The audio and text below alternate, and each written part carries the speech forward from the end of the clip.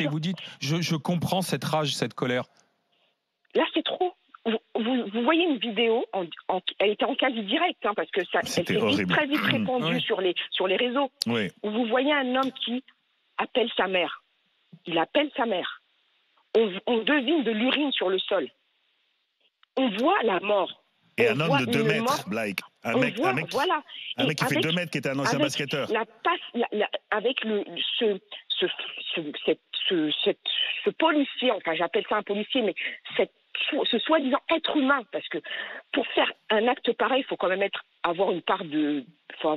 Mais au-delà de la vidéo, Blake, parce que au-delà de la vidéo, vous êtes vous-même, vous êtes noir, Blake?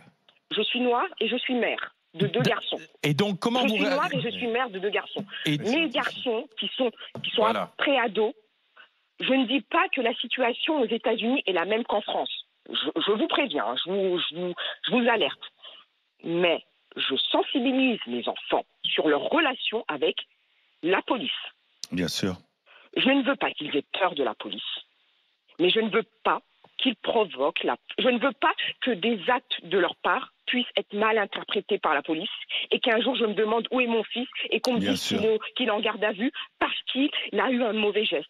Mais Blake, je vais vous poser une question un petit peu pernicieuse. Bien sûr. Moi, aujourd'hui, si j'étais jeune et américain, je serais dans les rues de Minneapolis en train de casser. Moi, j'en ai absolument la certitude. S'il y avait des avions, si l'espace aérien était ouvert, je serais aux États-Unis.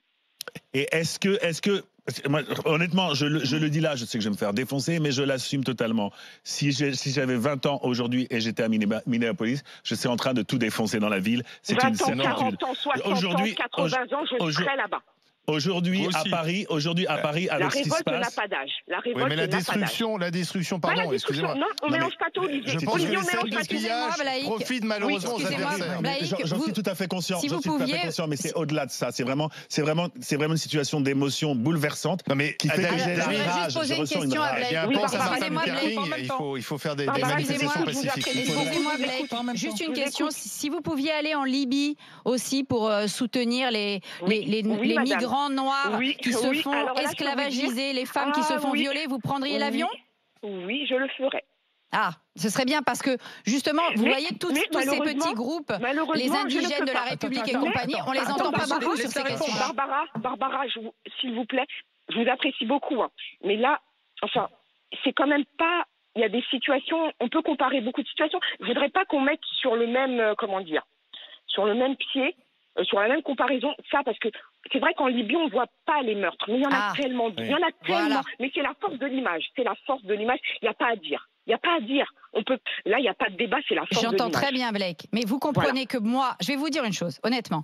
Moi, le meurtre de George Floyd, d'abord, je vais vous dire, j'ai même pas regardé la vidéo, j'ai vu 1 seconde, je ne peux pas regarder quelque chose comme ça. D'abord, j'aime pas la mort en direct. Non mais ok, c'est votre problème, vous pouvez regarder, moi je peux pas, j'ai jamais pu regarder même les décapitations, il y en a qui regardent les décapitations de Daesh pour essayer de comprendre ce qui se passe, j'ai pas besoin de regarder la mort en face, je sais ce que ça veut dire la mort et je sais ce que c'est exécuter un homme comme on a exécuté George Floyd. Mais je vais vous dire, moi je pense à ces hommes et ces femmes qui dans leur marche dans le désert du Sahara pour remonter jusqu'en Libye, depuis des années, se sont fait massacrer dans le désert au Maroc, massacrer le désert en Libye. Non. Mais pourquoi on dit blanc? Non, je veux dire par là, c'est un peu pareil. Oui, là on parle de Floyd. C'est pas parce que Floyd. Là, on est sur Floyd. Tu vas pas parler en Libye.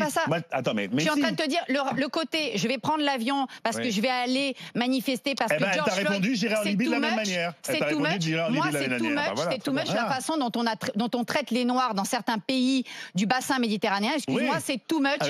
Et ça, en Arabie Saoudite. On n'en entend pas parler et tu n'entendras jamais les indigènes de la République. On en entend parler. T'entendras pas les indigènes de la République et les décoloniaux venir arpenter les plateaux télé pour te parler du sort des Noirs dans ces cas-là.